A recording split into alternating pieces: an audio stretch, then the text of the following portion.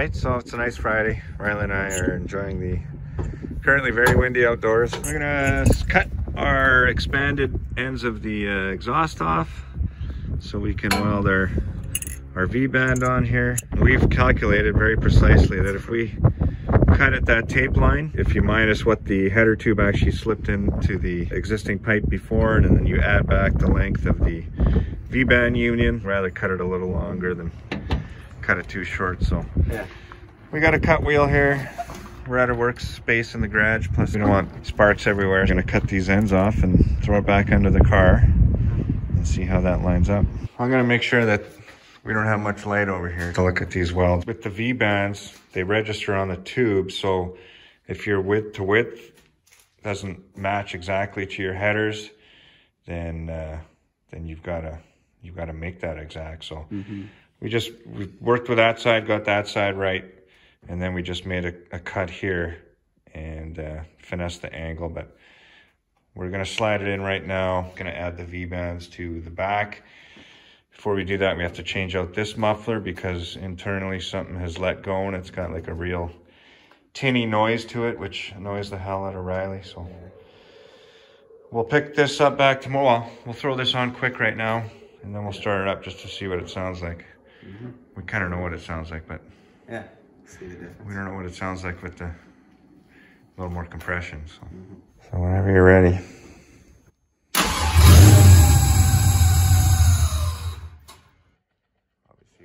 Cold start tuning.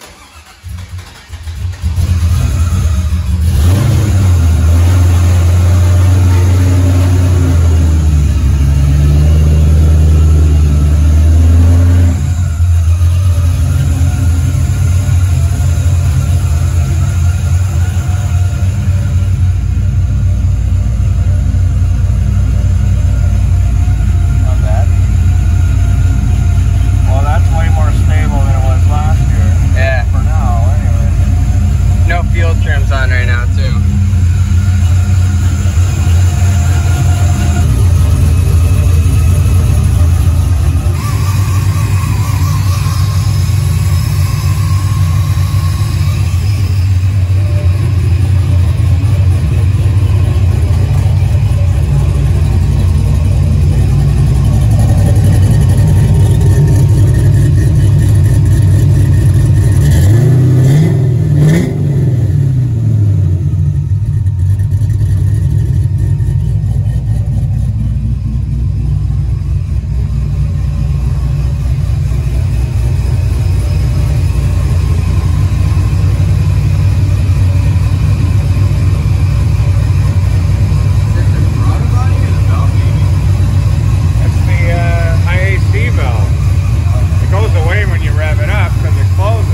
That sounded pretty good. Yeah. One real positive thing we noted was these air fuel on the wideband seemed real consistent. On, yeah. And even looking here, the blue and the green are the narrowband O2s. And last year they'd be like one way up here, super rich, the other super lean, but they pretty much share the same pattern now, so that's already better to see. So I think Riley was, for a good part of the year, all year, was fighting a leaky muffler clamp situation. So the V-bands appear anyway to have cured that, and now it's also 5 minutes to drop the exhaust versus struggling with it. So that's good. Sounds good. Definitely sounds nicer with exhaust than open headers. Sounds a lot better too. The stumble after revving it up has gone away with the exhaust in. Yeah, I mean, look, obviously the cold start needs a little work. Yeah. And that is one noisy throttle body. That idle air control valve is extremely noisy, but that should quiet down some once we put the intake pipe back on. We didn't really video too much more, but it's all installed. Polished up the exhaust tips. Yeah, Riley spent some time. Had to match the drag lights. Polishing his 3-inch pipes. Went ahead and I pulled out Riley's center section there, carrier, whatever you want to call it, which is fine and dandy, except the clutch packs are wore out on this one, if you remember from previous video.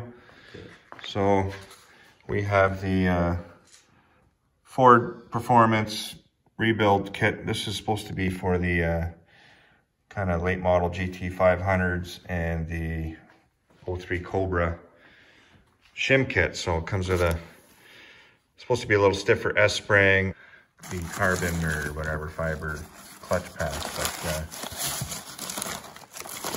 yeah, that's what that all kind of looks like. Don't mix it up. And also for his birthday, we ended up getting Riley a new aluminum cover, because a nice diff like that didn't deserve to have a all new suspension around it. So it'll look nice getting that on there. I've never done this, but I guess we just have to knock this S-spring out, and that should allow all the rest of the gears to fall out. I think this is just going to be as simple as a little piece of wood here, and we'll tap this old. Oh yeah, that slides out easy. Oh, solid. Well, against the gear. Yeah, I used the butt of the. The wood's too wide now. Might go twanging out. I don't know. It's bottomed out on something. Oh, it's hitting the ring gear. I guess we could. What does it say in the instructions here? Does it say to?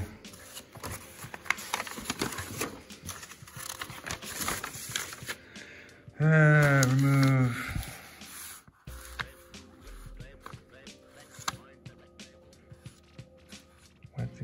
Remove clutch packs. It doesn't say anything about removing the ring gear, so.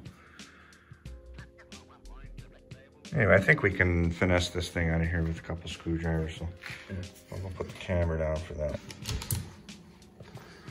Okay, so just a couple screwdrivers and we were able to get that S-spring past the ring gear, which allows everything else to fall out.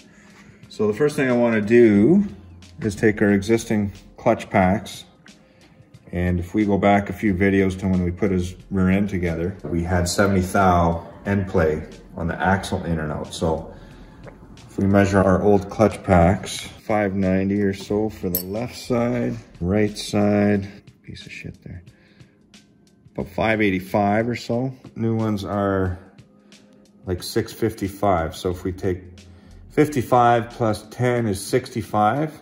So really our axle should have like 5 thou end play, which is right where we want it. It should be almost spool-like without the spool. So we have to take our friction clutch packs and we have to soak them for 15 minutes in our Ford friction modifier additive. So while those are soaking, we'll probably clean up these gears and get everything ready for reassembly. So we soaked those clutch packs in the friction modifier here.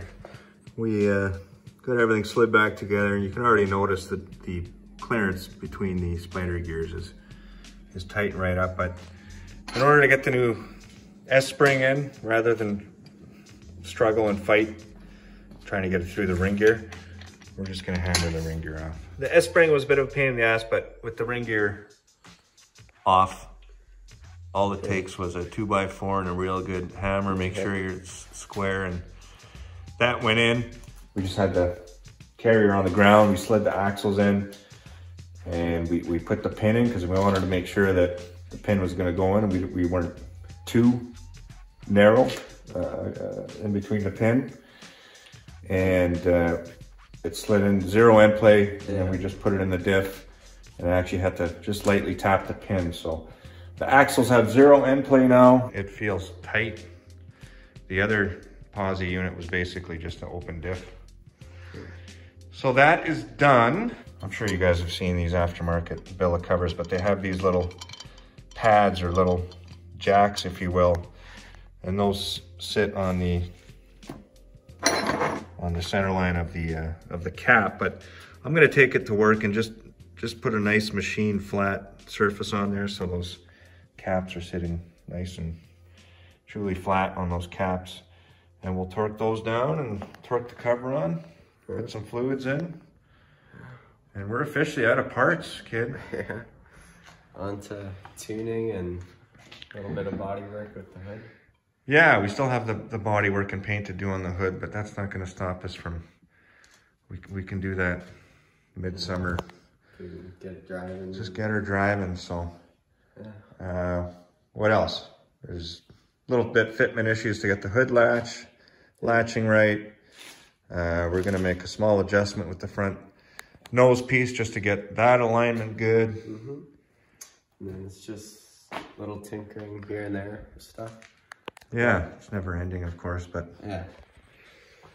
This video basically concludes Riley's 2021 upgrades. Yeah.